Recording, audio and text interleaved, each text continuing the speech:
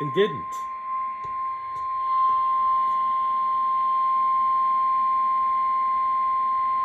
This is a test of the National Weather Service NOAA Weather Radio Warning Alarm System.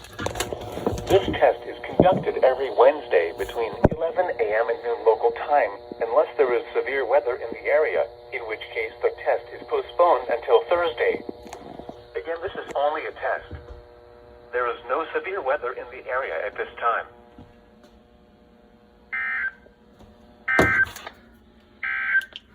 Okay, so it just... Heat hours, low, 20%. Formation chance through 5 days, medium, 40%. The combination of warm temperatures and high points today will produce heat index values or feels like temperatures between 105 and 110 degrees across portions of deep South Texas this afternoon. Residents with outdoor activities planned are urged to drink plenty of water, wear lightweight and light-colored clothing, and take frequent breaks from the heat.